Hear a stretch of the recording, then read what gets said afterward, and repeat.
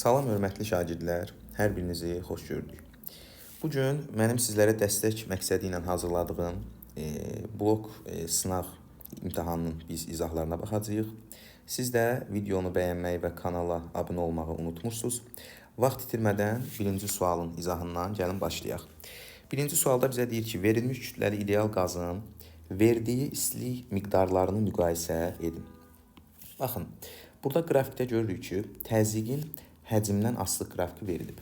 Və fikir verirsinizsə, burada qırıq-qırıq xətlərlə bizə nəyi göstərib? İzoterim əyrilərini göstərmiş olub, düzdürmü? Onda gəlin sadəlik naminə biz həm temperaturu T2 olan nöqtədən bir izoterim əyrisi keçirək, həm də temperaturu T1 olan nöqtədən bir izoterim əyrisi keçirək. İzoterim əyrisi nədir? Yəni, bu əyrinin üzərindəki bütün nöqtələrdə temperatur sabit qalır. Yəni, bunu bilməyiniz vacibdir. Yəni, yuxarıdakı izoterim əyrisinin də üzərindəki bütün nöqtələrdə temperatur sabitdir. Aşağıdakı izoterim əyrisinin də üzərindəki bütün nöqtələrdə temperaturu nədir? Sabitdir. Onda tez aşağıdan qeyd edirsiniz ki, temperatur sabitdir. Düzdürmü? İndi termodinamikanın birinci qanunundan biz bilirik ki, sistemin istilik miqdarı daxili enerjinin dəyişməsi ilə sistemin gördüyü işin və yaxud da qazın gördüyü işin cəminə bərabərdir. İndi, əgər temperatur dəyişməyibsə, yəni temperatur sabit qalıbsa, onda demək daxili enerji də dəyişməyib. Yəni, daxili enerjinin dəyişməsi sıfıra bərabərdir. Onda buradan istilik miqdarı nəyə bərabər olur? Qazın gördüyü işə bərabər olur. Qazın gördüyü işin bildiyimiz iki düsturu var. Biri P delta V'dir, biri də nu R delta T'dir. İndi biz bu düsturların hansından istifadə eləsək daha əlverişli olar? Təbii ki, temperaturun sabit olduğu bizə məlumdursa, onda biz ikinci düsturdan istifadə etməyimiz daha əlverişlidir. Onda Q bərabərdir A'. A'-ın yerinə nə qoyuruq? Baxın, nu R delta T düsturunu gətirib burada nəzərə alacağıq. Olacaq nu R delta T. İndi burada R onsuz da universal qaz sabitidir. Sabit qiymət alır, düzdürmü?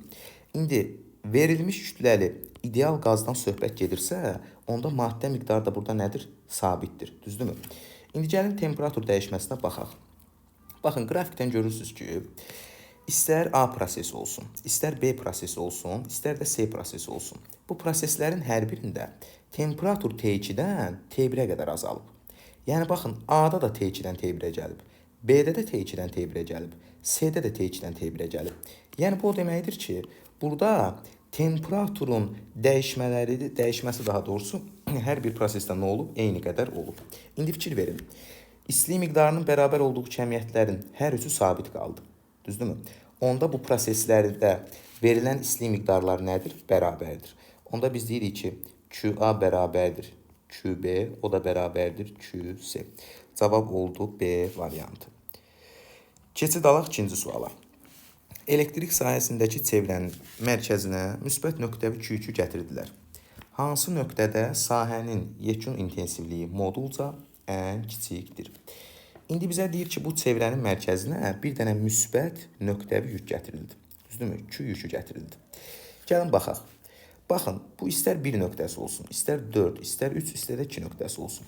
Bu nöqtələrin hər birində xarici sahənin intensivlik vektoru hansı istiqamətdədir? Sağa doğrudur da. Baxın, hər birində hansı istiqamətdədir? Sağa doğrudur. Onda hər birində, yəni bu nöqtələrin hər birində xarici sahənin intensivlik vektorunun istiqaməti göstərilməlidir. Bir nöqtəsində də sağa doğrudur, 4 nöqtəsində də sağa doğrudur, 3 nöqtəsində də sağa doğrudur, eyni şəkildə 2 nöqtəsində də sağa doğrudur. Bax, bunları göstərdik. Düzdür? Bir də əlavə olaraq mərkəzə bu müsbət nöqtəvi yük gətirildiyindən, onda bu nöqtələrin hər birində bir də bu müsbət nöqtəvi yük bir sahə yaratmış olur. Onda gəlin görək, bunun yaratdığı sahənin intensivliyi o nöqtələrdə hansı istiqamətdədir? Onu da tapaq. Bilirsiniz ki, müsbət nöqtəvi yükün yaratdığı sahənin intensivlik xətləri özündən çıxır. Düzdür?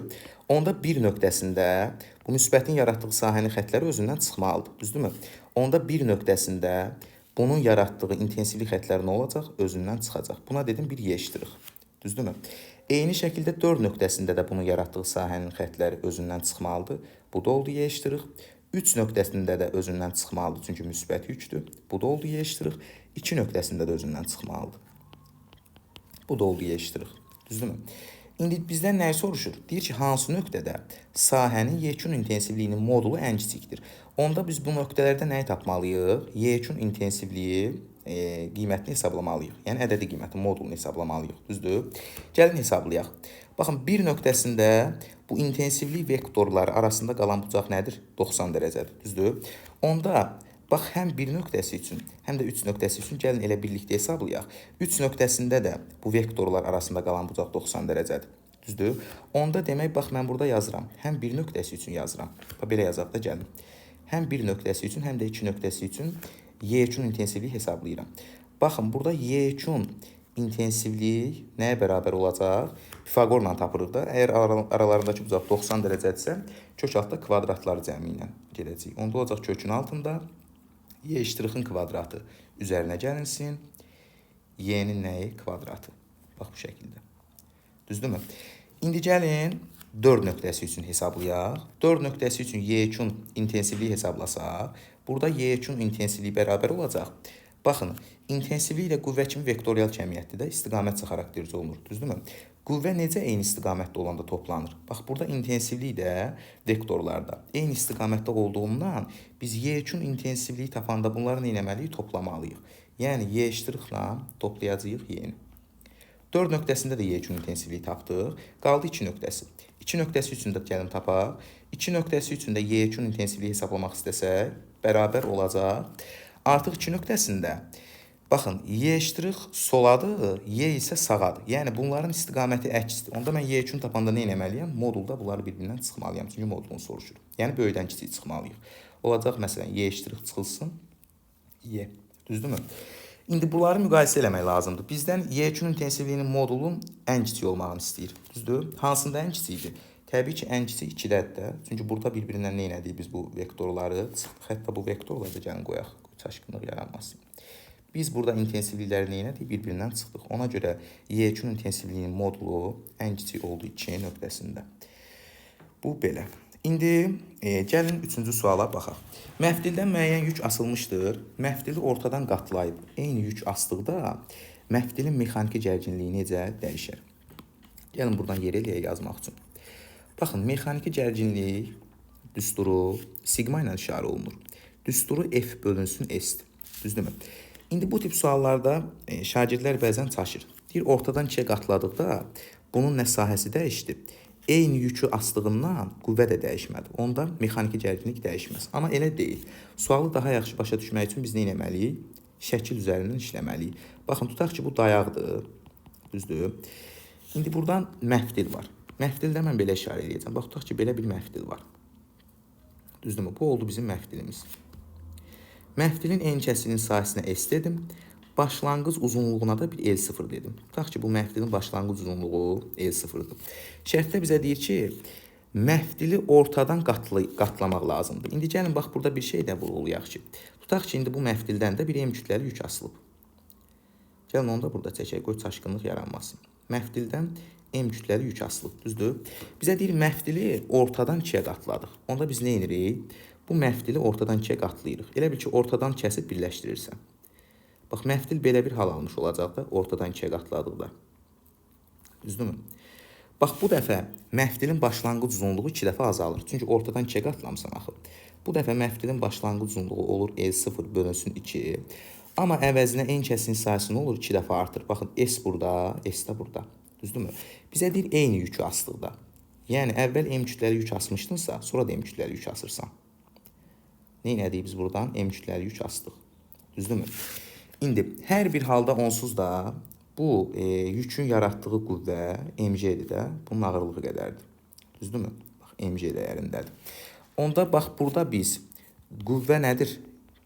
Yəni, o məftili gərən qüvvə nədir? Ağırlıq deyil. Onda F-in yerinə mg qoyuram, bölünsün S. Fikir verirsinizsə, mg dəyişmədi. Çünki özü deyir ki, eyni yükü asdıqda. Amma məftili ortadan 2-yə qatladıqda, əvvəl bu məftilin sahəsi S idi. Eni kəsirinin sahəsi. Sonra oldu 2S, düzdürmü? 2 dəfə artdı. Əgər sahə 2 dəfə artdısa, onda mexaniki gərginlik nə etməlidir? 2 dəfə azalmalıdır. Çünki tərs imtahanası basılıdır. Cavab 2 dəfə azalar, C variantı. Keçdik növbəti suala. 4-cü sual. Qeyd edeyim ki, sınaqda hazırladığım suallar öyrədici suallardır və fərqli tipli suallardır. Yəni topludan və yaxud da işlədiyiniz sınavlardan deyərdim ki, tamam fərqli suallardır. Radiusu 40 sm olan çevrənin diametrinin uc nöqtələrində yerləşən A və B cisimləri hərəkət edirlər. Onlar nə qədər vaxtdan sonra görüşərlər? Yəni bizə burada bunların hansı müddətdən sonra görüşdüyünü tapmalıyıq. Yəni zaman bizə lazımdır. Gəlin baxaq. İndi uşaqlar, burada A cismi, baxın, göstərilən yerdədir. B cismi də bax buradadır, düzdürmü? İndi fikir verirsinizsə, B cisminin sürəti 3 metr bölü saniyədir. A cisminin də sürəti 2 metr bölü saniyədir. Yəni B cismi gəlib neyləyə bilər? Sürəti çoxdur deyə, gəlib buradan A cisminə çata bilər, düzdürmü? Onda biz burada neyləməliyik? Baxın, B ilə A arasındakı məsafə, bunlar hərəkətə başlayanda nə qədərdir? Bax, bunlar dairəvi yol üzrə hərəkət edir də, düzdür? Onda A ilə B arasındakı məsafə, S məsafəsi desək ona, bu çevrənin uzunluğunun yarısı qədərdir, düzdürmü? Onda bunlar arasındakı məsafəyə S desək, bunlar arasındakı məsafə əvvəl, çevrənin uzunluğu necə tapılır? 2 pi ilə tapılır. 2 pi'nin yarısı qədər idi. Yəni yarım çevrənin uzunluğu qədər idi. Oldu nə qədər? Pi r, düzdürmü? İndi burada bizə görüş deyir, hansı müddətdən sonra görüşərlər. Bax, T bərabərdir, S bölünsün V yazmalıyıq. Amma buradakı V hansı V'dir? Burada nisbi sürətdir. Yəni B-nin A-ya nəzərən sürətidir. Nəyə görə B-nin A-ya nəzərən sürətinə baxırıq? Gəlin indi ona baxaq. Baxın, burada biz fərz eləyəcəyik ki, A cismi dayanıb, B cismi müəyyən sürətlə hərəkət edib A cisminə çatmaq istəyir. Düzdürmü? Yəni burada biz B-nin A-ya nəzərən sürətini tapmış olacağıq. B-nin A-ya nəzərən sürətini tapsaq, bunlar eyni istiqamətdə hərəkət edir də. Yəni hər ikisinin hərəkət istiqaməti saat əqrəbinin hərəkəti istiqamətindədir. Düzdürmü? Sürətlər eyni istiqamətdə olanda biz nə edirdik? Çıxırdıq da. Onda B-nin A-ya nəzərən sürətini tapıramsa, B-nin sürətindən nə edirəm? A-nın sürətini çıxıram. B-nin sürəti 3-dür, A-nın sürəti 2-dir. Demək, B-nin A-ya nəzərən sürəti 1 metr bölü saniyədir. Düzdürmü? Bu 1 metr bölü saniyə nə deməkdir? Yəni, elə bil ki, A dayanıb, B ona doğru 1 metr bölü saniyə ilə gedir. Düzdür? Aralarındakı məsafəni də bilirik. Onda demək, bunlar hansı zamandan sonra görüşər, onu tapmaq üçün biz bunların arasındakı məsafəni, yəni pi-ri nəyə bölməliyik? B-nin A-ya nəzərən sürətinə, yəni 1-ə. Buradan da pi-ri elə birbaşa pi-ri gəlin hesablayaq. Pi 3-dür. Eldəki 40 sm, yəni 0,4 metrdir. Olacaq nə qədər? 1,2 saniyə. Cavab oldu A variantı. Keçdik növbəti suala. Gəlin 5-ci suala baxaq. İndi burada qapalı konturdan keçən maqnit selinin zamandan asılı qrafiki verilmişdir. Konturda yaranan induksiya cərəyan şiddətinin modulunun zamandan asılı qrafiki hansıdır? Baxın, biz bilirik ki, qapalı kontura maqniti yaxınlaşıb uzaqlaşdıranda onda bir induksiya cərəyanı yaranır. Əgər induksiya cərəyanı yaranırsa, onda bu qapalı konturun uclarında induksiya EGS yaranır. Ona biz epsilon induksiya demişdik. Bu nəyə bərabər idi? Mənfi delta fi bölünsün, delta t şəklində idi. Düzdürmü? Bunu başqa cür biz necə yaza bilirdik? Başqa cür deyirdik ki, maqnit selinin zamana görə törəməsidir. Düzdür? İndi burada bizə induksiya cərəyanının modulunun zamandan asılı qrafikini soruşur da. Yəni, cərəyan şiddətinin modulunun zamandan asılı qrafikini soruşur. Ona görə mən burada mənfini nəzərə almayacağım. Elə birbaşa yazacağım ki, induksiya EGS nədir? Maqnit selinin zamana görə törəməsidir. Düzdür? Artıq siz bilirsiniz ki, parabolik funksiyanın törəməsi bizə nəyi verir? Xətti funksiyanı verir. Düzdürmü? Və yaxud da xətti funksiyanın törəməsi bizə sabit funksiyanı verir. Yəni, bunları artıq siz bilirsiniz. İndi burada maqnit seli zamana görə parabolik dəyişir. Düzdür? Onda induksiya EGS-nin zamandan asılı qrafikini burada qurmaq istəsək, yəni bunun T-dən asılı qrafikini qurmaq istəsək, elə bir ki, parabolik funksiyanın törəməsini alırsan da, hansı funksiyanı verməlidir? Xətti funksiyanı verməlidir. Demək, induksiya EGS-nin zamandan asılı qrafiki nə olacaq? Xətti, bax, bu şəkildə qrafik qurmuş olacaq. İnduksiya cərəyanı da bu qapalı konturun uclarında yaranan induksiya EGS-nin konturun müqavimətinə nisbəti ilə tapılır. Konturun müqaviməti onsuz da sabit qalır. Onda biz həmişə deyəcəyik ki, induksiya EGS necə dəyişirsə, induksiya cərəyanında elə dəyişmiş olur. Çünki düzmü tənasib asılığı var axı. İndi burada induksiya həqiqəsi zamandan düz asılıdırsa, onda elə eyni şəkildə induksiya cərəyanı da zamandan necə asılı olmalıdır? Zamandan düzmü tənasib asılı olmalıdır. Bax bu şəkildə. O da olacaq B variantı. İndi bu elmi yoluydu. Mən sizə bir dənə də praktik metod deyim. Bax onu da yadınızda saxlayın. Bax bu tip suallarda qapalı konturdan maqnit seli dəyişdikdə parabolik və yaxud da xətti fərqi yoxdur. Bu tip suallarda qrafik keçidləri necə edilir? Baxın, yadınızda saxlayın. Siz həmişə maqnit seli ilə əsas cərəyana, bax bu induksiya cərəyanı deyil, əsas cərəyandır. Maqnit seli ilə əsas cərəyana koordinat və yaxud da yer dəyişmək üçün baxacaqsınız. Həmişə ödənəcək. İnduksiya EHG-si ilə induksiya cərəyanına isə sürət kimi baxacaqsınız. Bax, bu necə tətbiq olunur? Məsələn, burada maqnit seli zamandan parabolik asılı deyil. Bax, indicə qayda dedim ki, maqnit selinə necə baxırıq? Məsələn, koordinat kimi baxırıq. Bax, koordinat kimi baxdım, düzdür? Və yaxud da yer dəyişmək kimi. Gəlin belə yazaq, qoy çaşmayasınız. Eyni şeydir əslində. Yer dəyişmək kimi, düzdürmü? İndi, yer dəyişmə zamandan parabolik asılı olanda siz bilirdiniz ki, sürət zamandan onda necə asılı olurdu? Xəttə asılı olurdu da. VT-dən xəttə asılı olurdu. Bax bu şəkildə. Gördünüzmü? İndi burada da bayaqki kimi fi T ilə parabolik asılı olanda induksiya cərəyanı T ilə necə asılı olmuşdu? Düz asılı olmuşdu. Bax görürsənmi? Yer dəyişmə də T ilə parabolik asılı olanda sürət zamandan necə asılı oldu? Xəttə asılı oldu. Yəni təkrar edirəm, qaydanı yadınızda saxlayın. Həmişə maqnit seli ilə əsas cərəyana koordinat və yer dəyişmək üçün baxırsınız. İnduksiya cərəyanı ilə də induksiya həqiqətinə sürət kimi baxıb qrafikləri rahat qrafiklərdə keçid edə bilərsiniz. 6-cı sual. Birinci kondensatorun lövhələri arasındakı gərginlik 6 volt olarsa, cərəyan mənbəyinin sıxaclarındakı gərginliyi tap. Yəni bu cərəyan mənbəyinin sıxaclarındakı gərginlik tutaq ki, U-dur. Düzdür? Baxın, bu U nəyə bərabərdir? Bu birinci kondensatora düşən gərginliklə ikinci kondensatora düşən gərginliklərin cəmi qədərdir. Yəni U burada U1 ilə U2-nin cəmi qədər olmalıdır. Nəyə görə cəmləyirik? Çünki fikir verirsinizsə bu kondensatorlar ardıcıl birləşib. Yəni bu müsbət qütbdən gələn yüklər hər iki kondensator gedib ardıcıl yükləmiş olur. Bunlar ardıcıl birləşib, ardıcıl birləşmədə də yadınızda saxlayın ki, mənbənin gərginliyi tapanda kondensatorun gərginliklərinin ayrı-ayrılıqda toplamaq lazımdır. İndi birinci kondensatorun gərginliyi bizə 6 volt verib. Düzdürmü? Gəlin görə ikinci kondensatorun gərginliyi nə qədər olacaq.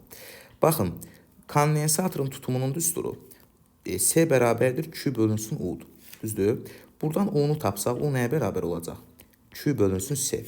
Ardıcıl birləşmədir deyə, onsuz da Q sabitdir. Onda gərginlik tutumla necə asılıdır? Tərs mütənasib asılıdır. İndi fikir verin. İkincinin tutumu birincinin tutumundan 3 dəfə çoxdur. Yəni tutum əgər 3 dəfə çoxdursa, onda gərginlik nə olmalıdır? 3 dəfə az olmalıdır. Yəni birincinin gərginliyi 6 voltdursa, ikincinin gərginliyi ondan 3 dəfə az. Qoy başqa rənglə yazaq. 3 dəfə az nə qədər olmalıdır? 2 volt olmalıdır. Demək, U1 6 volt idi, özü vermişdi. U2-ni də biz tapdıq 2 volt. Bunları toplasaq elədi 8 volt. Cavab C variantı. Növbəti sual. Şaquli istiqamətdə yuxarı atılmış cismin sürətinin modulunun zamandan asılı qrafiki verilmişdir. Qrafikə əsasən maksimal qalxma hündürlüyünü tapın. Baxın, şaquli yuxarı atılmış cisim necə hərəkət edir? Bax, tutaq ki, bura yer səthidir. Düzdürmü? Buradan da bir dənə cisim var. Bu da bizim tutaq ki, M kütləli cisimimizdir. Bu, tutaq ki, müəyyən bir V0 sürəti ilə şaquli yuxarı atılıb. Bunun hərəkət trayektoriyası necə olur? Bu qalxır, qalxır, qalxır, müəyyən nöqtədə dayanır.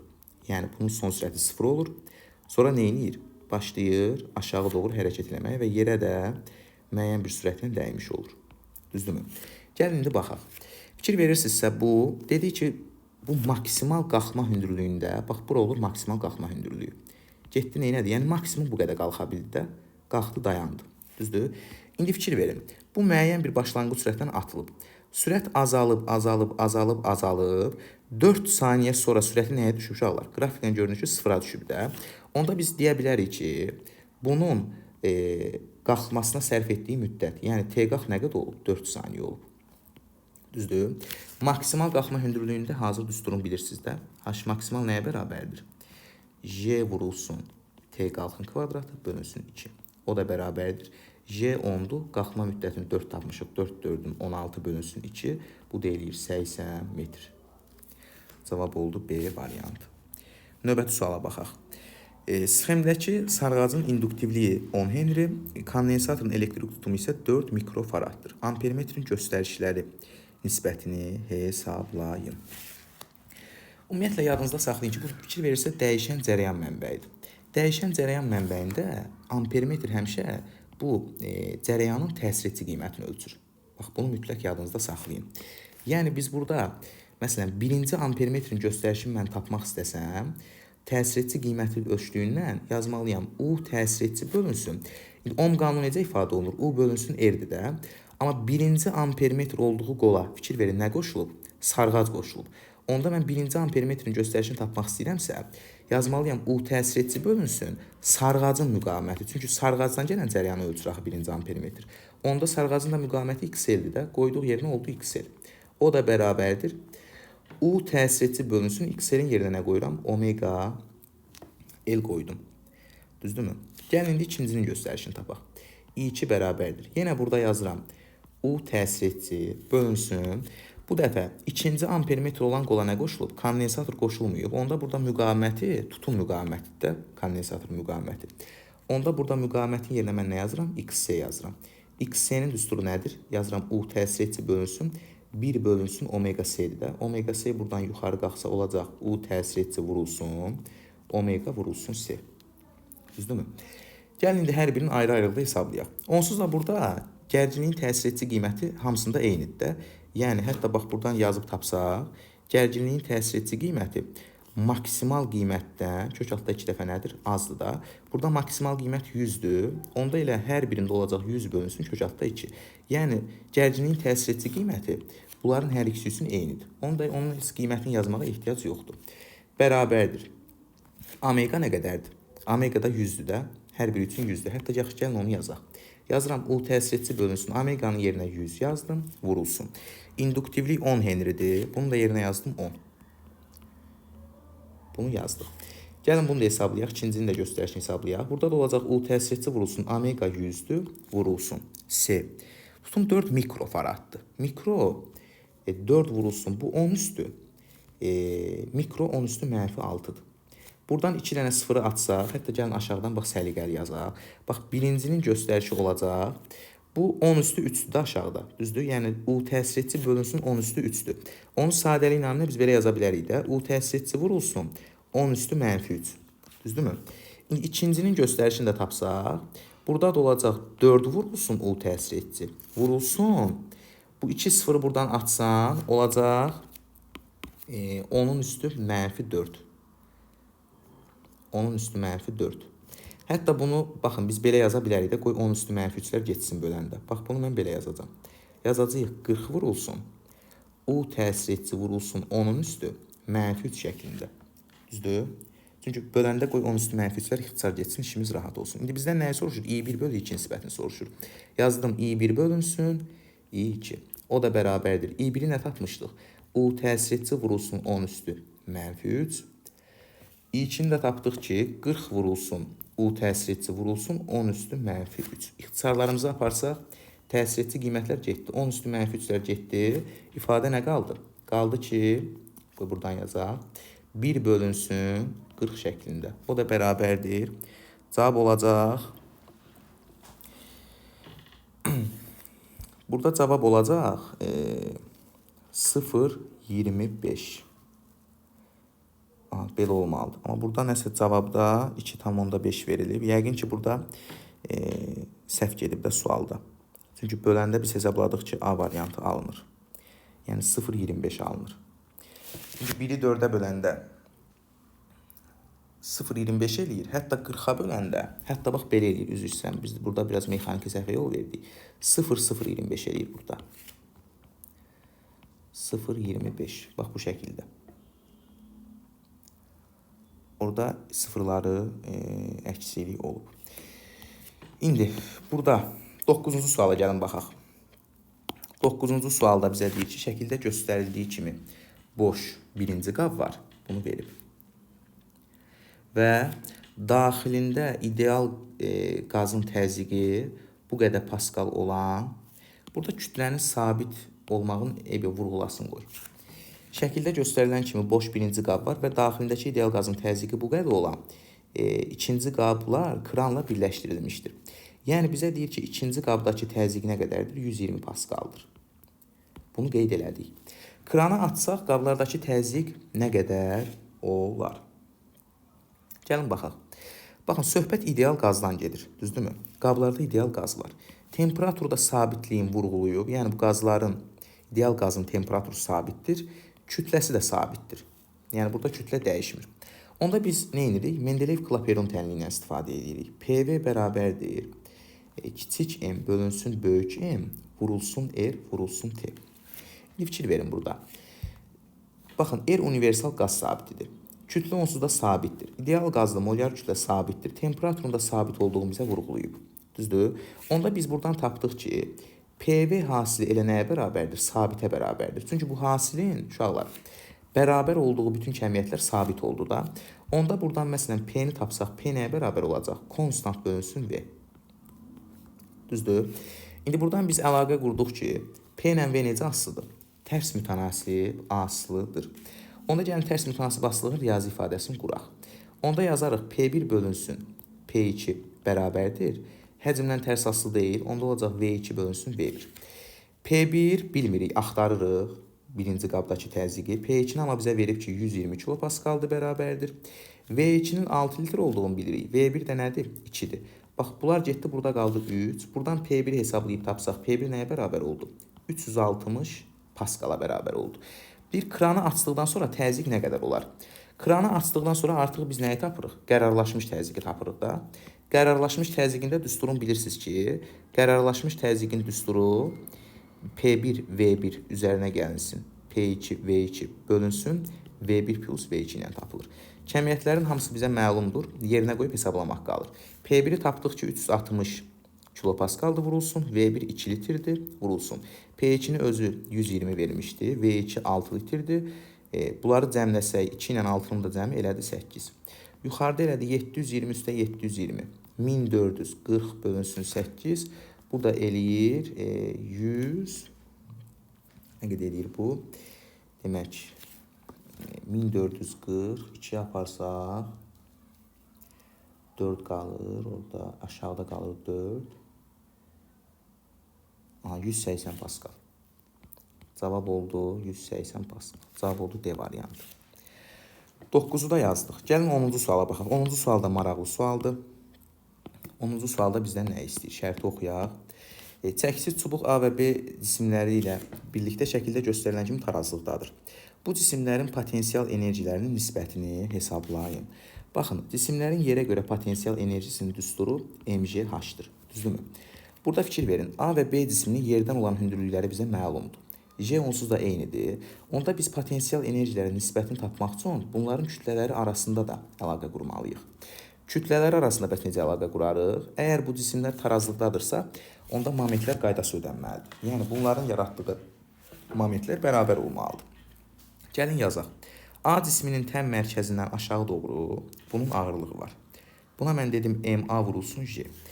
Həmçinin B cisminin də təm mərkəzindən aşağı doğru ağırlığı var. Buna da dedik MB vurulsun J. Düzdürmü? İndi bu tarazlıqda qalıbsa, bunların momentləri nə olmalıdır? Bərabər olmalıdır. Yəni necə yazacağıq?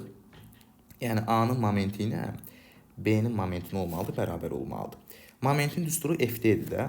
A-nın momentini hesablamaq istəsəm, yazacağım MA vurulsun J. Vurulsun. Baxın, A cisminin qüvvə qolu nə qədərdir? Yəni, A cisminə təsir edən qüvvənin dayaqdan olan qolu 1, 2, 3, 4 damadda. Düzdürmü? Dayağı biz fırlanma nöqtəsinə gətirib qoyuruq da, həmişə dayaq vaxt buradadır. Bunun qolu oldu 4. Onda burada yazsan MAJ vurulsun 4. Bərabərdir. Bir də MBJ vurulsun onun qolu. Vurulsun. Onun dayaqdan olan qolu neçə damadır? 1, 2, 3 damadır. Buna da yazdıq 3. J'lər hər tərəfdən getdi. Onda buradan MA nəyə bərabər oldu? 3MB bölünsün 4-ə. Gördünüzmü? Bunlar arasında əlaqə qurduq. 3MB bölünsün 4-ə. İndi potensial enerjilərin nisbətini istəyir buradan. Deyir ki, YA-nın, qoy biraz kənardan yazaq. YA-nın YB-yə olan nisbətini tap. Potensial enerjinin düsturunu bayaq yazdıq ki, mgh-dır. Yəni, həm bu cismin kütlələri ilə düz asılıdır, həm də yerdən olan hündürlükləri ilə düz asılıdır. Onda YA bölü YB nəyə bərabər olacaq? MA bölünsün MB vurulsun. HA bölünsün HB. O da bərabərdir. İndi bunu mən aşağıdan hesablayacağım, çünki yerimiz yoxdur. MA-nın yerinə nə yazırıq? Yuxarıda tapdıq ki, MB bölünsün 4-də. Vurulsun 1 bölünsün MB var. Çünki bölmədə axı. Vurulsun. HA bölünsün HB. A-nın yerdən hündürlüyü 2H-dır. HA-nın yerinə 2H qoydum. B-nin də yerdən hündürlüyü H-dır. HB-nin də yerinə H qoyduq. H-lar getdi. MB-lər getdi. 2 ilə 4 getdi. Burada qaldı 2. 3-ü də 2-yə bölsəz elədi 1,5. Cavab D variantı. Bax, bu da maraqlı, sınavımızın maraqlı məsələlərindən biri idi. 11-ci sual. Şəkildə naqildən axan cərəyanın və maqnit induksiya vektorunun istiqaməti göstərilmişdir. Amper qüvvəsi hansı istiqamətdə yönəlmişdir? Ümumi halda amper qüvvəsi Solal qaydası ilə tapılır. Baxın, siz bu şəklə Solal qaydasını tətbiq eləmək istəsəniz belə Solal qaydasını tətbiq edə bilməyəcəksiniz. Nəyə görə tətbiq edə bilməyəcəksiniz? İndi mən onu sizə deyirəm. Amper qüvvəsinin düsturu nədir? IBL sinus alfa. Buradakı alfa bucağı B ilə cərəyan arasında qalan bucaqdır. Yəni, B induksiya vektoru ilə cərəyan, naqildən axan cərəyan arasında qalan bucaqdır bu alfa bucağı. İndi bu alfa bucağı fikir verirsinizsə, 180 dərəcədir. Yəni, cərəyanın istiqaməti ilə B xətlərinin istiqaməti bir-birinə paraleldir. Paralel olanda bucaq nə olur? Sinus 0 ilə 180-də 0 qiymətini alır da. Onda demək, amper qüvvəsi burada nədir? 0-dır. Cavab Y variantı. Amper qüvvəsi 0 olduğuna görə siz burada Solal qaydasını tətbiq edə bilməzsiniz. 13-cü sual. Sabit maqnitin qütbləri arasında hərəkət edən protona təsir edən Lorentz qüvvəsi necə yönəlir?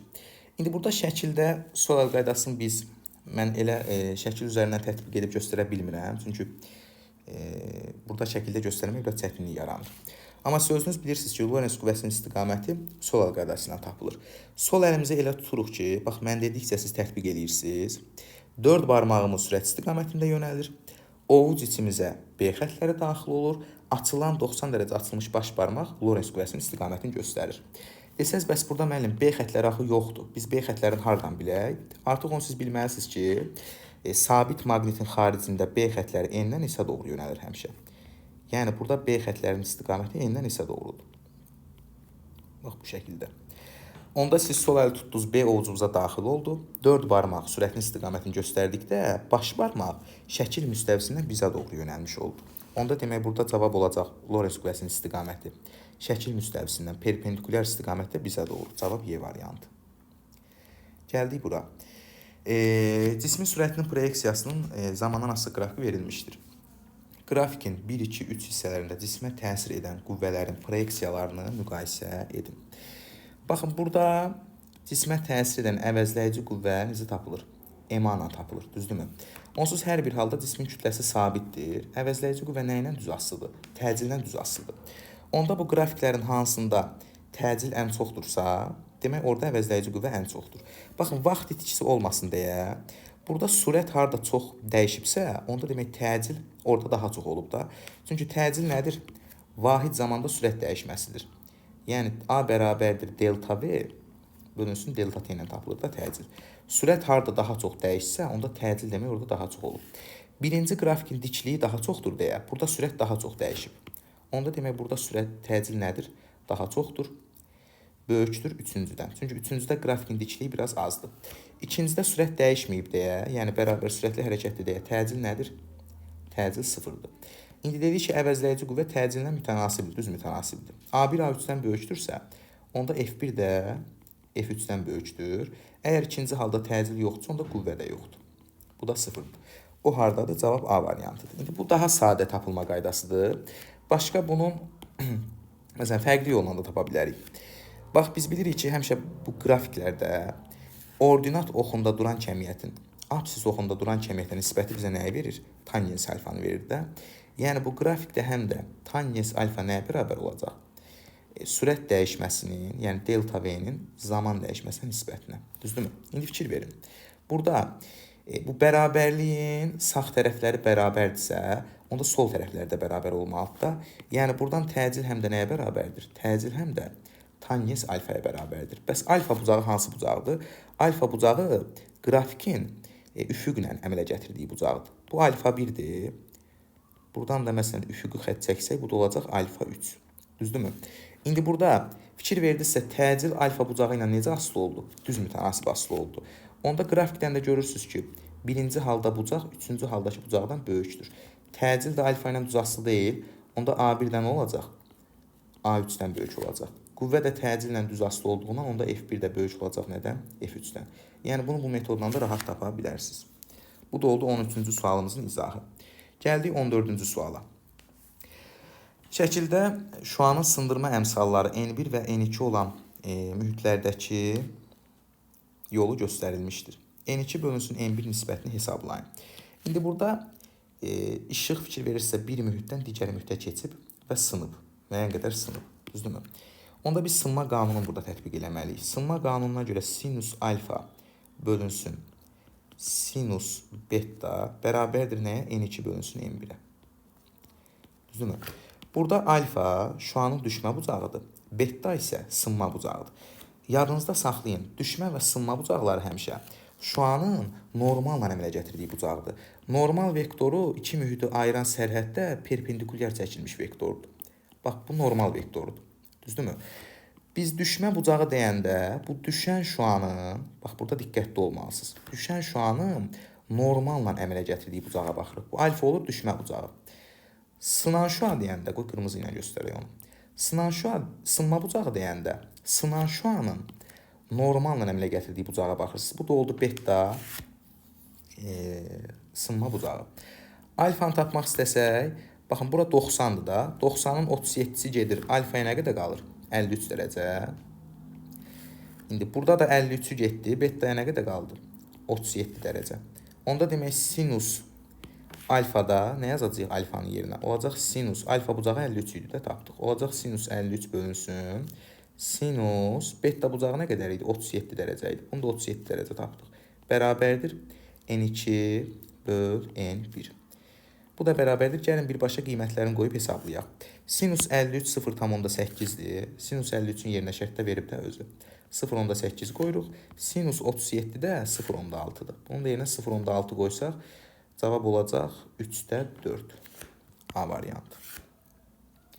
Bu da 14-cü sualın həlli idi. 15-ci sual. Sistemin tarazlıqda olması üçün ipin sərbəst ucundan hansı kütləli yük asmaq lazımdır? Tutaq ki, burada ipin sərbəst ucundan bir M kütləli yük asılıb. Özü də verib də. Düzdürmü? Bu M kütləli cismə təm mərkəzindən aşağı doğru ağırlıq qüvvəsi təsir edir. Buna dedim MC. Düzdürmü? Bax, bir qaydanı yadınızda saxlayın ki, eyni ipdə həmişə uşaqlar eyni gərilmə olur. Yəni, bu ipi aşağı doğru MC qüvvəsi gəribsə, onda elə ipdə yaranan gərilmə qüvvəsi MC qədər olmalıdır. Düzdürmü? Onda burada yaranan qüvvə elə MC qədər oldu. Gəldim, eyni ipdir də, eyni ip boyunca gəlirəm. Eyni ip olduğundan burada yaranan gərilmə qüvvəsi də MC qədərdir. Yenə ip boyunca gəlirəm, yenə eyni ip deyil. Onda burada yaranan, bu ipdə yaranan gərilmə də MC-dir. Yenə ip boyunca qalxıram, yenə eyni ipdir, düzdür? Gəldim, onda bu ipdə yaranan gərilmə də MC qədər olmalıdır. Yenə ip boyunca gəldim, yenə eyni ip deyil. Onda bu ipdə yaranan gərilmə qüvvəsi də MC dəyərində olmalıdır. Düzdürmü? İndi aha, buradan da məsələn sadəlik naminə bir tarazlıq xətti çəkək gəlin. Məsələn, qoy daha yaxşı analiz eləmək üçün. Birinci cismin kütləsi 2 kiloqramdır. İkincinin də kütləsi 2 kiloqramdır. Onda bunların hər birinə mərkəzdən aşağı doğru ağırlıq qüvvəsi təsir edir. Birinciyə də 20 Newton MC-dən hesablasaq qüvvə təsir edir. İkinciyə də MC ilə hesablasaq 20 Newton qüvvə təsir edir. Düzdürmü? İndi əgər bu sistem tarazlıqda qalıbsa, bu cisimlər tarazlıqda qalıbsa, onda yuxarı baxan qüvvə var. Ha, bax bu yuxarı baxan qüvvələr. Onlar nə ilə tarazlaşıb? Aşağı baxan bu 40 Newton qüvvə ilə tarazlaşıb ki, sistem tarazlıqda qalıb da. Düzdürmü? Bax bu cisimləri tarazlıqda saxlayan iplər hansılardır? Biri bu ipdir, biri budur, biri budur, biri də budur. 4 dənə ip tarazlıqda saxlayıb da bu cisimləri. Düzdürmü? Onda demək, bu 4 dənə ipdə yaranan ümumi qüvvə nə qədərdir? 4 mg-də. Yəni, yuxarı baxan qüvvə 4 mg-dir. Dedi ki, yuxarı baxan qüvvə nə ilə tarazlaşmalıdır? Yəni, bu 4 mg ilə tarazlaşmalıdır. aşağı baxan qüvvələrin cəmi ilə tarazlaşmalıdır. Yəni 40 newtonla tarazlaşmalıdır. Onda buradan məsələn 40 m J-nin yerinə 10 qoyaq da gəlin. 40 m bərabər oldu 40-a, m nəyə bərabər oldu? 1 kiloqram. Demək ipdən 1 kiloqram yük asılmalıymış. Cavab B variantı. Bu da belə maraqlı sual. Sabit həcmdə su buxarının təzyiqinin həcmindən asılı qrafik verilmişdir. Qrafikə əsasən mayenin kütlələri arasında hansı münasibət doğrudur? Bax, burada diqqətli olmaq lazımdır. Bizdən buxarın kütlələrini istəmir. Bizdən mayenin kütlələri arasındakı əlaqəni istəyir. Düzdürmü? İndi gəlin baxaq. Bu sual haqqında biraz ətraflı danışmaq istəyirəm. Biraz vaxtımız qoy çox keçsin, eybi yox. Gəlin bu sual haqqında buradan yer eləyək, ətraflı danışaq. Bu tip qrafiklərdə həmişə birinci müəyyən etmək lazımdır ki, qrafikin hansı hissəsi doyan buxardır, hansı hissəsi doymayan buxardır. Bax, biz birinci onu müəyyən etməliyik. Gəlin müəyyən edək. Doymayan buxar demişik ki, ideal qaz qanunlarına tabedir, amma doyan buxar ideal qaz qanunlarına tabe deyil. Sabit həcmdən söhbət gedir də. Yəni V nədir? Həcm sabitdir. İndi fikir verin. Bayaqlar yazdıq ki, Mendeleyev-Klaperon tənliyinə görə PV nə ilə mütənasibdir? Temperaturla mütənasibdir. Düzdürmü? İndi fikir verin. V sabit qalanda P ilə T necə asılıdır? Düz asılı deyil. Bax, gördünüz burada düz mütənasib asılıq var. Düzdürmü? Demək, qrafikin bax bu ayırdığım hissə var ha. Qrafikin ayırdığım hissəsi doyan buxardır. Bax, üzr istəyirəm, doymayan buxardır. Doymayan buxar. Nəyə görə doymayan buxardır? Çünki doymayan buxar ideal qaz qanunlarına tabe olur. Bax, gördünüzmü? Tabe oldu, düz mütənasib asılıdır. İndi bu hissəsi doymayan buxardırsa, onda digər hissəsi var ha, bu parabolik hissə. Bu hissə hansı buxara uyğundur? Bu onda doyan buxara uyğundur da. Bu da oldu doyan buxar. İndi doyan buxar nədir? Uşaqlar, doyan buxar odur ki, Porschenin altında həm maye var, həm buxar var. Bax, bunu mütləq ki bilməlisiniz. Bax, bu ümumiyyətlə doyan-doymayan buxar məsələlərini daha sadə həll eləmək üçün siz bu doyan buxar nədir, doymayan buxar nədir, onları bilmək lazımdır. Bu doyan buxardır. Doyan buxarda Porschenin altında yadınızda saxlayın. Həm buxar var, buxar molekulları var. Həm də maye molekulları var. Yəni burada da müəyyən qədər maye var. Bunu bilməlisiniz. Bu oldu hansı buxar? Bu oldu doyan buxar. Bax, buradan göstərdik. Bu doyan, qısaca yazıram. Bu oldu doyan buxar. Bəs doymayan buxar nədir? Doymayan buxarda Porschenin altında isə yalnız nə var? Yalnız buxar var. Bax, bunu da heç vaxt unutmursunuz. Bu da çox vacib məlumatdır. Demək, burada da Porschen çəkirik. Porschenin altında dedik, doymayan buxarda nə var? Doymayan buxarda Porschenin altında yalnız buxar molekulları var. Yəni, burada nə var? Yalnız buxar molekulları çəkirsiniz. İndi məntiqlə fikirləşin. Bizdən nə soruşur? Mayenin kütlələrini müqayisə eləmək soruşmur. Baxın, demək, qrafikin o doyan buxar olan hissəsi var ha. Orada demək, mayenin kütləsi daha çoxdur da. Çünki doymayan buxar hissəsində maye yoxdur, sıfırdır. Düzdür? Maye olmur axı doymayan buxarda. Çünki buxar doymuyub. Maye yoxdur orada. Onda burada qrafikin bir hissəsi, bax, burada göstərmişik ki, nədir? Doymayan buxardır. Onda bir hissəsində maye yoxdur da. Doymayan buxarda yalnız buxar olur axı. Onda birinci hissədə mayenin kütləsi sıfıra bərabərdir. Elə baxın, cavab çıxır. Cavab D variantı. M3 M2-dən bəs nəyə görə böyükdür? Gəlin onu tapaq. İndi burada həcm sabit olanda gəlin qrafiklər də göstərək. Bax, mən burada özüm ətraflı danışıram ki, elə mövzunu təkrar eləmiş olaq. Baxın, həcm sabit olduqda, doyan buxarda P rho n üçlüsü temperaturdan parabolik asılı olur. Yəni, tam parabolik deyil əslində. Bax, belə bir şey. Düzdürmü? Burada fikir verirsə, ox aşağı qoyulub da. Ox, bax, bu istiqamətdə qoyulub. Düzdürmü? İndi fikir verin. Bu, buxarın, doyan buxara aid olan kəmiyyətlərin temperaturdan asılılığıdır. Yəni, doyan buxarın sıxlığının temperaturdan asılılığıdır. Onda buxarın kütləsini mən müqayisə eləmək istəsəm, n bərabər rho vurulsun V ilə gedərəm. V sabitdir. Özü verib. Düzdürmü? Fikir verin. Qrafikdə aşağı düşdükcə sıxlıq nə olur? Azalır. Düzdürmü? Qrafikdə aşağı düşdükcə sıxlıq azalırsa, onda buxarın kütləsi azalır. Düzdürmü? Bax, bu buxardır. Buxarın kütləsi azalırsa, əvəzinə mayenin kütləsini eləməlidir? Artmalıdır da. Çünki buxar mayeyə çevrilir axı. Buxarın kütləsi azalır, mayenin kütləsi artır. Düzdür? Onda bax, fikir ver. aşağı doğru gəldikcə mayenin kütləsi artmırdı. Dedi axı, mayenin kütləsi artır. Onda demək 3 nöqtəsində mayenin kütləsi 2 nöqtəsindəki mayenin kütləsindən böyükdür. Cavab oldu D variantı. Bu da maraqlı sual idi. 17-ci suala baxırıq. Eninə dalğanın birinci və dördüncü çökəkliyi arasındakı məsafə 15 metrdir. Dalğanın yayılma sürəti verib, dalğanın tezliyini hesablayın. Dalğanın yayılma sürəti V-ni bizə nə qədər verib? 50 metr bölü saniyə. Eninə dalğadan söhbət gedir. Siz bilirsiniz ki, eninə dalğanın həm çöküş nöqtəsi var, həm qabarıq nöqtəsi var. Burada bir dənə eninə dalğa çəkirik. Bax, belə bir şey, eninə dalğadır, düzdürmü? Bizə şərtdə deyir ki, birinci və dördüncü çökəkliyi arasındakı məsafə 15 metrdir. Bu olsun birinci çökəkliyi, dördüncü hara düşür? Bax, 1, 2, 3, 4. Dördüncü çökəkliyi də düşdü bura. Bu da oldu dördüncü çökəklik. Bax, 4, 1. Deyir, bax, bu birinci ilə dördüncü çökəklik arasındakı məsafə 15 metrdir. Həmən məsafəyə bir el desək, el nə qədərdir? 15 metrə bərabərdir. Digər tərəfdən də bilirsiniz ki, eninə dalğanın 2 ən yaxın çöküş nöqtəsi və yaxud da 2 ən yaxın qabarıq nöqtəsi arasındakı məsafələr bizə nəyi verir? Dalğa uzunluğunu verir də, düzdürmü? Yəni, bax, bu məsafələr bizə dalğa uzunluğunu verir. Onda dalğa uzunluqlarını biz burada göstərsək, bax, 2 ən yaxın çöküş nöqtəsi arasındakı məsafədə lambdadır. Burada da eyni şəkildə 2 ən yaxın çöküş nöqtə arasındakı məsafədə lambdadır. Burada da eyni şəkildə bu məsafədə nədir? Lambdadır. İndi fikir verirsinizsə, bu elin daxilində, yəni bunu siz, məsələn, bu el uzunluqda bir parça fikirləşsəz bunu, bu parçanın daxilində nə yer aldı? 3 dənə lambda yer aldı da, düzdürmü? Onda bu lambdaları cəmləsəm, 3 lambda nəyə bərabər olacaq? Elə bərabər olacaq. Onda lambda nəyə bərabərdir? El bölünsün 3. Eli bizə 15 metr verir. 15-i də 3-ə bölsə elə birbaşa yazıram. Nə qədər elədi? 5 metr. Demək, dalğa uzunluğu nə oldu burada? 5 metr oldu. Bizdən tezliyi istəyir. Nü bərabərdir sual. Dalğa uzunluğunun tezliyi ilə asılı düsturu hansıdır? V bölünsün nüdür. Buradan nüyünü tapsaq, nü bərabər olacaq. V bölünsün lambda.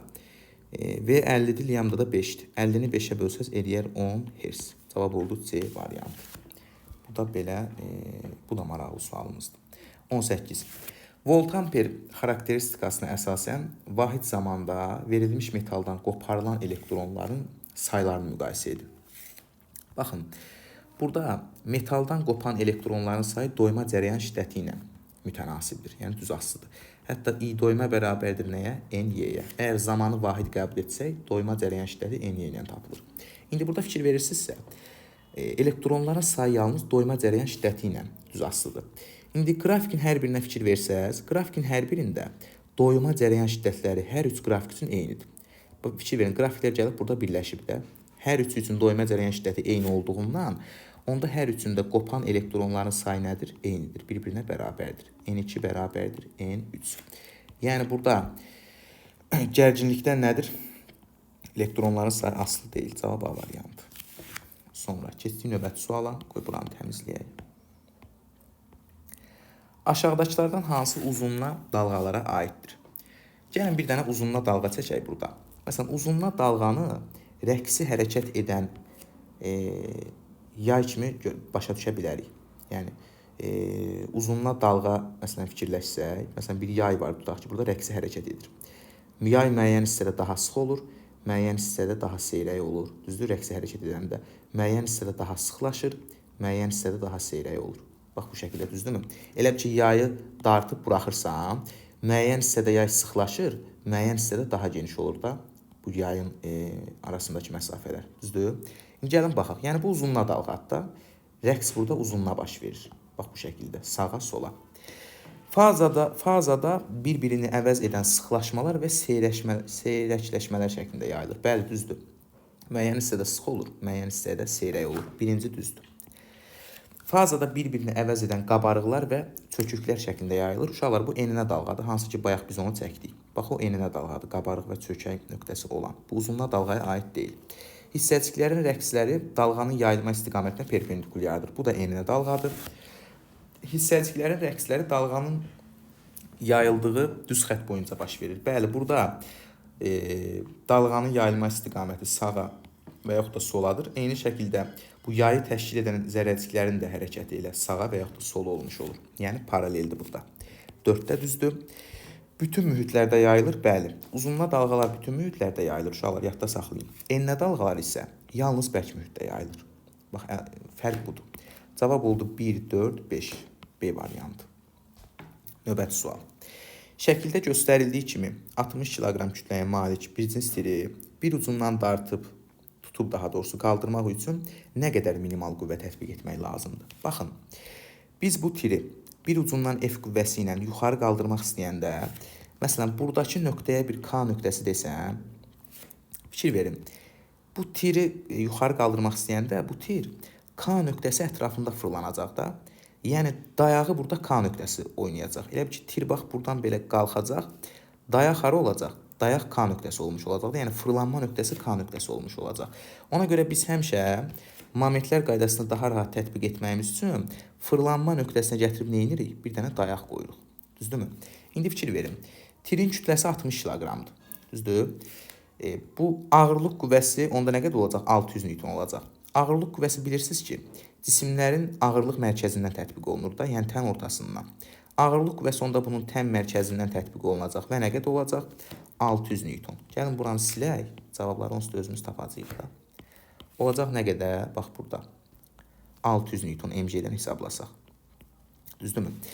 İndi minimal qüvvəni soruşduğundan burada momentlər qaydasını tətbiq eləyə bilərik. Momentlər qaydasını tətbiq eləmək üçün bu qüvvələrin qollarını da bilməliyik.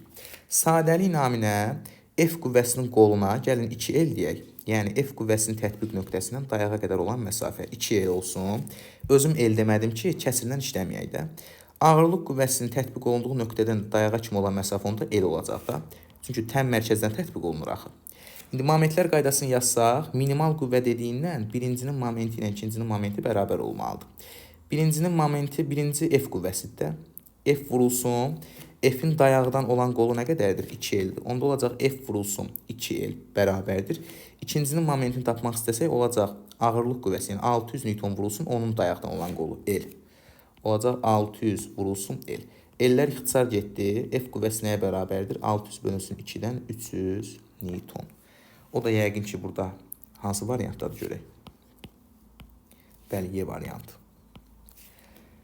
Sonra 21. Elektromaqnit dalğası üçün hansı ifadə doğrudur? Həm vakuumda, həm də mühitdə yayılır. Bəli, doğrudur. Mexaniki dalğa, yadınızda saxlayın, vakuumda yayıla bilmir. Yalnız elastik mühitdə yayılır. Amma elektromaqnit dalğası həm vakuumda, həm də mühitdə yayılır.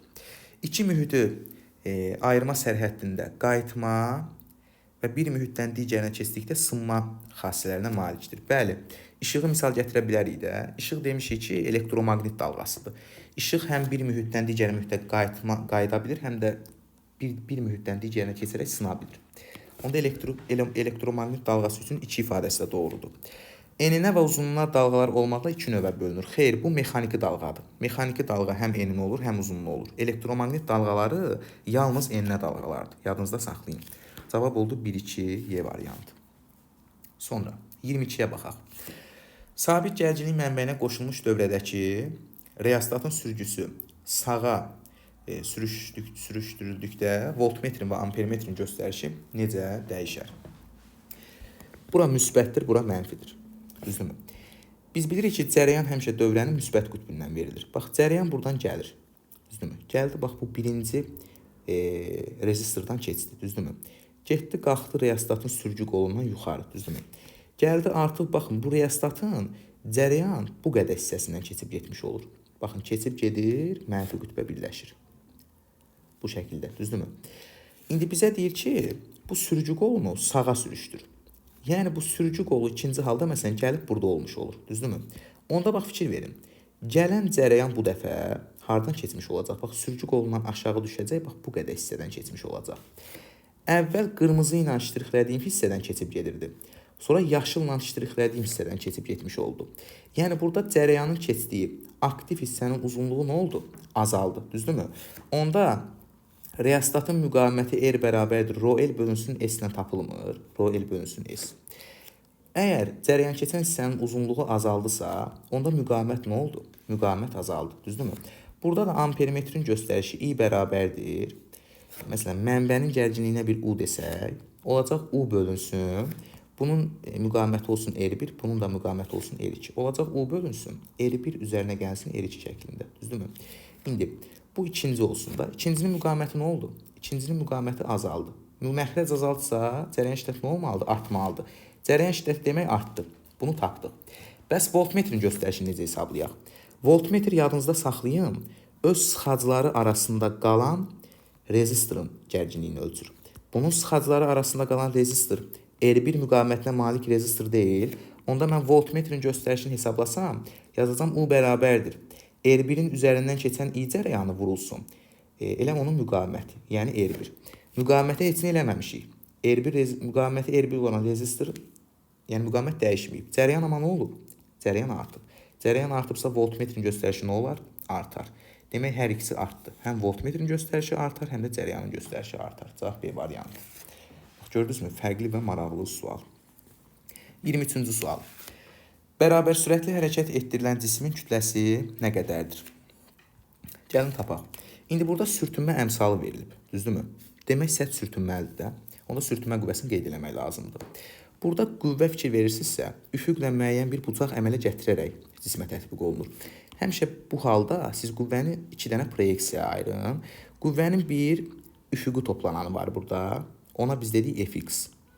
Düzdürmü? Bir də şaqili toplananı var yuxarı doğru. Bu da olsun Fy.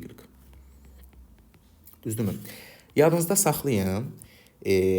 Həmişə bu qüvvənin hansı toplananı ki bucağa biçik proyeksiyadır. Bax, fikir verin, Fx toplananı bucağa biçik proyeksiyadır. Düzdürmü?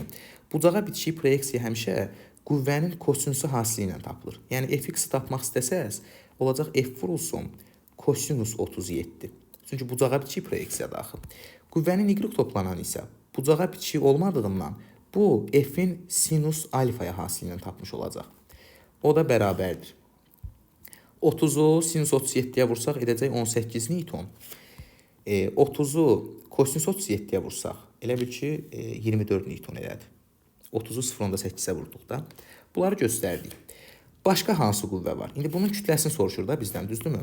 Bunun kütləsi varsa buna təm mərkəzdən aşağı doğru mg ağırlıq qüvvəsi təsir göstərir. Bir də dayaq tərəfindən cismə yuxarı istiqamətdə dayağın reaksiya qüvvəsi təsir göstərir. İndi bu Fx qüvvəsinin təsiri ilə hərəkətə başlayıbsa, yəni bunun sürət vektoru sağa doğrudur Fx istiqamətində və öz də şərtdə də deyir ki, bərabər sürətli hərəkətdir. V də bərabərdir nə? Konstant. Bu sağa hərəkət eləyirsə, onda bunun hərəkətinin əksi istiqamətində də sürtünmə qüvvəsi təsir göstərir. Bax, bütün qüvvələri göstərdik. Düzdür, uzun getdi, amma hamısını rahat göstərə bildik. Artıq bundan sonra məsələ çox sadə hal aldı. İndi burada bərabər sürətli hərəkətdirsə, dartı qüvvəsi ilə sürtünmə qüvvəsi nə olur? Bərabər olur da. Dartı qüvvəsi Fx-dir, sürtünmə qüvvəsi də, bax, F sürtünmədir. Onda biz dartı qüvvəsini, yəni Fx-i nə etməliyik? Sürtünmə qüvvəsinə bərabər etməliyik. Fx 24 Newtondur, hesablamışıq, bərabərdir. F sürtünmənin də düsturu μ n ilə tapılır, düzdürmü? μ bizə məlumdur, amma n məlum deyil, n-i tapmalıyıq. N-i hardan tapacağıq? Burada fikir verirsinizsə, hərəkət yalnız hansı istiqamətdədir? Üfüqi istiqamətdədir, düzdürmü? Şaqili istiqamətdə heç bir hərəkət yoxdur. Yəni, şaqili istiqamətdə əgər bu cisim tarazlıqda qalıbsa, onda yuxarı baxan qüvvələrin cəmi nə ilə tarazlaşmalıdır? Aşağı baxan qüvvə ilə tarazlaşmalıdır. Yuxarı baxan qüvvə n-lə F-dır. Sən n-lə F-ı cəmləməlisən, bu nəyə bərabər olmalıdır? Aşağı baxan qüvvəyə, yəni mg-yə bərabər olmalıdır. Buradan n-i tapsan, n bərabər olacaq, mg çıxılsın F-y. J-nin yerinə 10 qoyacaqsan, olacaq 10m. Çıxılsın F-y nə qədər tapmışıq? 18. Olacaq 10m çıxılsın 18. Onda yazacaqsan 24 bərabərdir. 0.3, μ-ni 0.3 ver baxın. Vurulsun. N-in yerinə nə qoyacaqsan? 10m çıxılsın 18. Hesablama aparsaq, 24-ü 0.3-ə bölsək, elədi 80 edir də səhv eləmirəmsə. 80 bərabərdir 10m çıxılsın 18. M də bərabər 9.8 kiloqram. Cavab oldu A variantı. Bu da 23-cü sualın həlli idi. Keçdik 24-də. Verilmiş yay vasitəsilə tarazlıqda saxlanılan M kütləli cisim təsvir edilmişdir. Alfa bucağı artarsa nə baş verər? Bu cismə təm mərkəzindən yenə aşağı doğru, yerin mərkəzinə doğru ağırlıq qüvvəsi təsir göstərir. Yadınızda saxlayın, mail müstəvidə cismi mail müstəvidə cismi bax bu hipotenuzda ağırlıq qüvvəsinin hipotenuzda belə deyək də, yəni hipotenuza perpendikulyar yönələn proyeksiyası mc kosinus alfadır. Hipotenuz boyunca yönələn proyeksiyası isə 2 dənə proyeksiyası var da burada ağırlıq qüvvəsinin. O da mc sinus alfadır, düzdürmü? İndi fikir verin. mc sinus alfa proyeksiyası bu cismi aşağı doğru dartmaq istəyir. Yəni hipotenuz boyunca hərəkət etdirmək istəyir. Yay isə ona mane olur. Yayda yaranan elastiklik qüvvəsi deformasiyanın həmişə əksinə yönəlir. Deformasiyanın əksinə yönəlir və nə olur?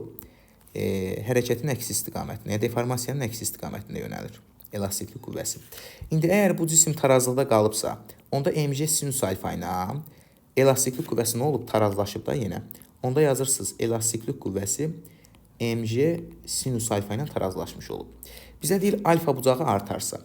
Alfa bucağını artırsan, sinus birinci rübdə artan funksiyadır. Sinusun öz qiyməti artır. Sinusun qiyməti artırsa, onda elastiklik qüvvəsi nə olar? Artar. Demək, yayda yaranan elastiklik qüvvəsi artar, cavab C variantı. Mütləq uzanma artar, azalmaz. Elastiklik qüvvəsi azalmaz, artar. Dayağa reaksiya qüvvəsi dəyişməz, çünki dəyişər, amma azalar. Çünki alfa bucağını artırsaz, burada kosinus alfa birinci rübdə azalan funksiyadır. mc kosinus alfa azalar, onda dayağın reaksiya qüvvəsi azalmış olar. Keçək növbəti suala. Deyir, x nüvəsi y nüvəsinə çevrildikdə uyğun olaraq neçə alfa hissəcik və neçə beta hissəcik buraxılar. İndi burada nə edirsiniz? X nüvəsini qeyd edirsiniz. X nüvəsi verib ki, 46-nın 164-dədir. Bu nüvə nəyə çevrilir? Y nüvəsinə çevrilir. Y nüvəsi nədir? 22-nin 60-adır. Deyir, neçə dənə alfa və neçə dənə beta hissəcik buraxılar. Üzərinə gəlsin, nə qədər alfa hissəcik buraxılıb bilmirəm axı. Ona görə yazıram x vurulsun. Alfa hissəcik helium nüvəsini seritdə yazırsınız x dənə helium 2-nin 4-ə. Üzərinə gəlsin. Beta hissəcikdə elektrondur da. Yazırsınız məsələn y dənə elektron mənfi 1-in 0-a. Düzdürmü? Çünki sayın bilmirsən axı neçə dənə buraxılıb. Bu tip suallarda ümumiyyətlə radioaktiv çevrilmələrdə yadınızda saxlayın ki, kütlə və yük ədədi saxlanır. Kütlə və yük ədədini saxlamaq nə deməkdir? Yəni bu reaksiyanın sağ aşağı indekslərinin cəmi ilə sol tərəfdəki indeksin olmalıdır, bir-birinə bərabər olmalıdır. Həmçinin reaksiyanın sağdakı hissədə yuxarıların cəmi nə olmalıdır? Soldakı hissədə yuxarıyan kütlə ədədinə bərabər olmalıdır. Onda buradan nə edirsiniz? Yazırsan 164 bərabərdir.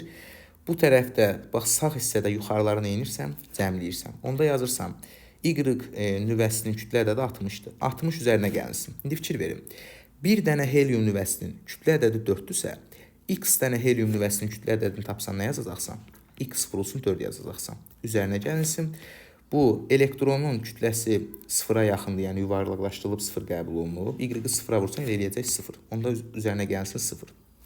Onda olacaq 4x bərabərdir 104. X nəyə bərabərdir? X bərabər oldu 26-ya. Bax, elə cavab çıxdı Y variantı. İndi Y-i necə tapırsınız? Y-i da tapmaq üçün aşağı hissələri cəmləyib bərabərləşdirirsiniz. Aşağı hissələri cəmləsək, gəlin onda bax bu tərəfdən yazaq. Olacaq, aşağı hissədə sol tərəf nədir? 46-dır da. Onda olacaq 46 bərabərdir 22 üzərinə gəlsin. Bir dənə heliumun yük ədədi 2-dirsə, x dənə heliumun yük ədədi olacaq 2x. 2x üzərinə gəlsin. Y vurulsun mənfi 1 olacaq, çıxılsın nə? Y. Onda burada olacaq 2x çıxılsın y bərabərdir. Nə qədər eləyir? 24. Düzdürmü? X-in yerinə 26 qoysaz olacaq 52 çıxılsın y bərabər 24. Y da buradan bərabərdir 28. Demək, beta hissəciyinin sayı 28-dən olub, alfa hissəciyinin sayı 26-dən olub. Gördünüzmü? Bunu buradan biz özümüz hesablayıb tapdıq. Elektrolit zamanı elektrod üzərində ayrılan maddənin kütləsinin verilmiş elektrolit məhlulundan keçən yükün miqdarının asılı qrafiki hansıdır? Elektroliz qanununa görə elektrodlar üzərində yığılan maddənin kütləsi n bərabər hansı üstündən tapılır? K künə. K elektrokimyəvi ekvivalentdir. sabitdir. Onda burada M2-yə necə asılı olacaq? Düz mütənasib asılı. Olacaq düz mütənasib asılı. Cavab olacaq A variantı. Növbəti sual. Lampalardan heç biri çözərmir. K açarını bağlasaq, hansı lampa çözərər? Bax, burada sabit gərginlik mənbəyi verilib, amma bizə verməyib. Mənbənin hansı hissəsi müsbətdir, hansı hissəsi mənfidir. Biz onu özümüz müəyyən eləməliyik. Bax, heç bir lampa yanmırsa, demək bu yarımkeçirici diodlar var. Demək bu cəryanı buraxmır da özündən. Çünki yarımkeçirici diod axı yalnız bir istiqamətdə bir tərəfli keçiriciliyə malikdir. Bir istiqamətdə cəryan buraxır.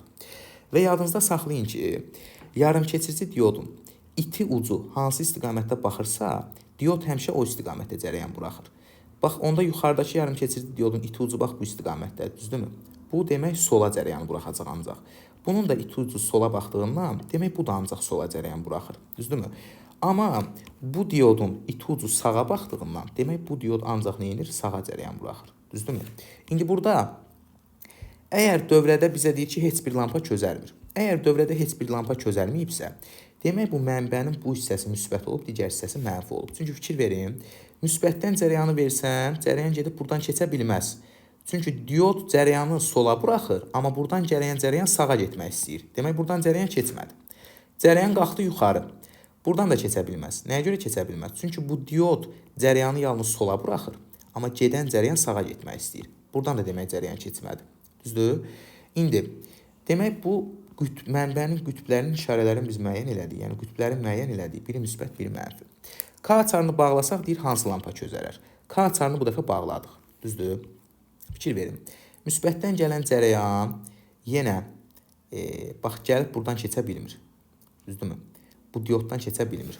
Qalxır yuxarı, bu dioddan keçə bilmir yenə. Çünki bu sola buraxır, bu sağa keçmək istəyir. Düzdür? Onda bax gələn cəryan gedir, qalxır bax K açarı hissəsindən yuxarı. Gəlir buradan, düzdür? Hardan keçir?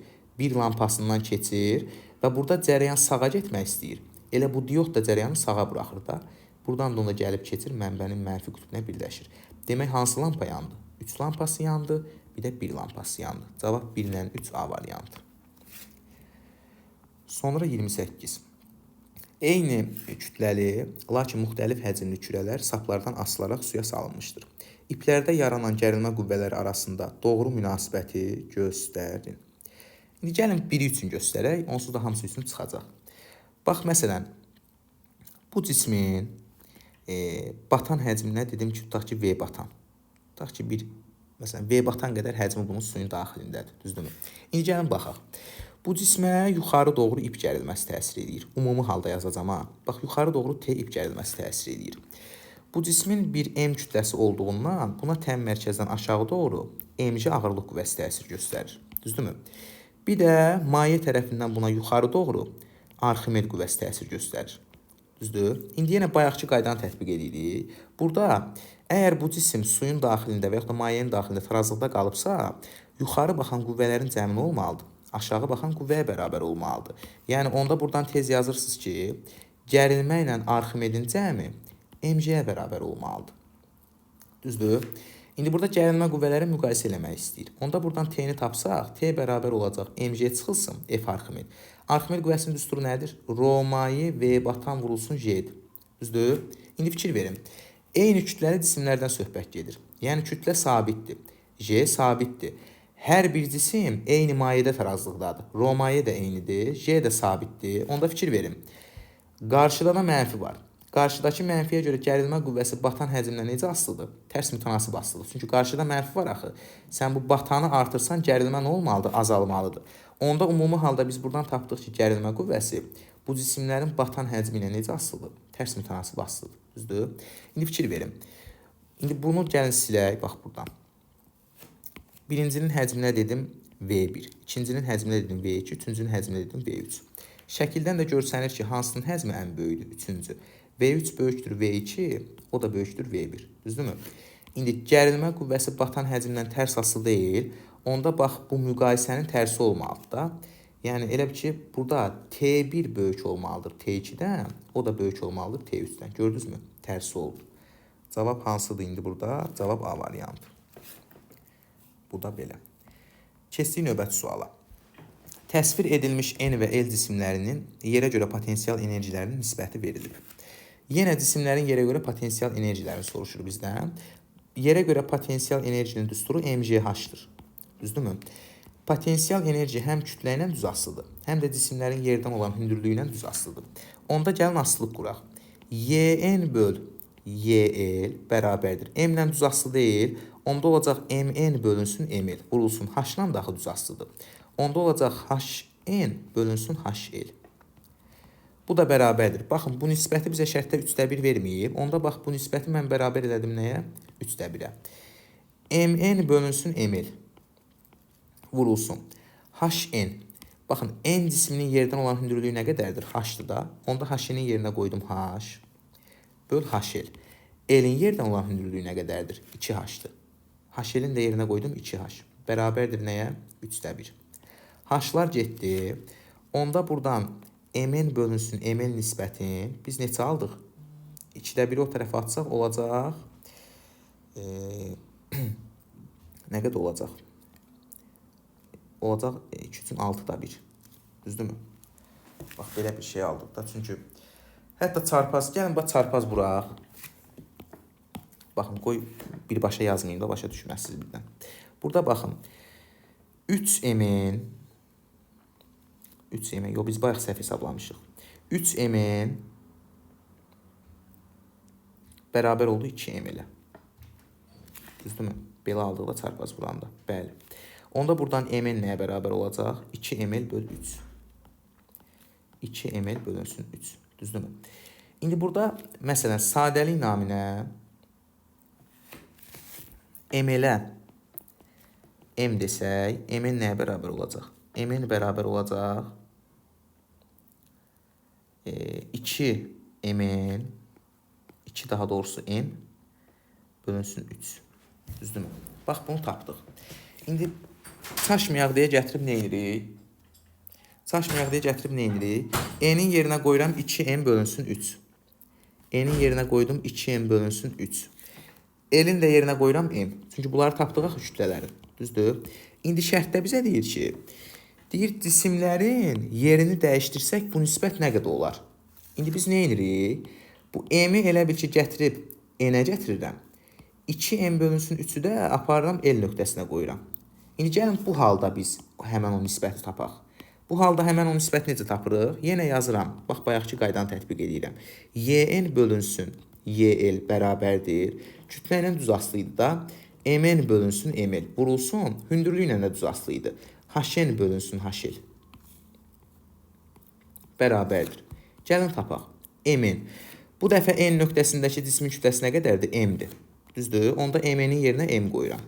L nöqtəsindəki cismin kütləsi nə qədərdir? 2M bölünsün 3-dür. Bunun da yerinə 2M böl 3 qoyanda 3 qalxdı yuxarı. Vurulsun. HN. N-in hündürlüyü H-dır yenə. HN-in yerinə H qoyuram. L-in hündürlüyü də 2H-dır. H-lar getdi. Düzdürmü? M-lər getdi. Onda burada qaldı 3 bölünsün 4. Demək, bu nisbəti bu dəfə biz tapdıq ki, 3 bölünsün 4-dür. Cavab Y variantı. Bu da biraz uzun sualdır, amma maraqlı sualdır. 30. OX oxu boyunca sükunət vəziyyətindən bərabər yeyinləşən hərəkət edən cismin. Sükunət vəziyyəti nə deməkdir? Yəni, bunun başlanğıc sürəti 0-dır. Cismin koordinatının zamandan asılı qrafik verilmişdir. Bu cismin A və B nöqtələrinə uyğun sürətləri arasında hansı münasibət doğrudur? Fikir verin. Bərabər yeyinləşən hərəkətdir, yəni təcilli hərəkətdir. Təcilli hərəkətdə sürətin düsturu yeyinləşir deyə V0 plus AT ilə tapılır. Düzdürmü? İndi burada sükunət vəziyyətindən hərəkət edir deyə V0 getdi 0-a. Onda sürət üçün biz nə ifadə aldıq? A vurulsun T. Bərabər təcilli hərəkətdə yeyinləşən hərəkət, düzdürmü? Təcil sabitdir. Onda burada sürət zamanla necə asılıdır? Düz mütənasib asılıdır. Onda məsələn VA bölünsün VB nisbətini tapmaq istəsəm, zamanla düz asılı deyə nə yazmalıyam? TA bölünsün TB yazmalıyam. Bax, bu nisbəti mən tapmalıyam. İndi gəlin TA böl TB nisbətini tapaq. Onu necə taparıq? Onu da qrafikdən istifadə edərək. Burada yer eləyək, başlayaq, hesablayaq. Aha, gəlin hesablayaq. Baxın, A nöqtəsinə uyğun koordinatı bunun nə qədər olub? Buna dedim X-a. A nöqtəsində koordinatı 6 olub. Qrafik hardan başlayıbsa, bu bunun başlanğıc koordinatıdır da. X0-da 2 olub. Bəs B nöqtəsinə uyğun koordinat nə qədər olub? O da 18 olub. Onda yazdım XB bərabər nəyə? 18-ə. İndi təcilli hərəkətdə, yeyinləşən hərəkətdə koordinatın ümumi düsturu nədir? X0 üzərinə gəlsin V0T, üzərinə gəlinsin A vurulsun T kvadratı bölünsün 2. Yenə sükunət vəziyyətindən hərəkətli deyə bax, V0 getdi 0-a. Onda ümumi halda ifadə nə qaldı? Qaldı ki, X bərabər X0 üzərinə gəlinsin A vurulsun T kvadratı bölünsün 2. Düzdürmü? Onda bax, bu aldığımız bu tənliyi mən həm A nöqtəsi üçün, həm də B nöqtəsi üçün tətbiq edəcəm. Gəlin tətbiq edək. A nöqtəsi üçün tətbiq etsəm, yazacam XA bərabərdir.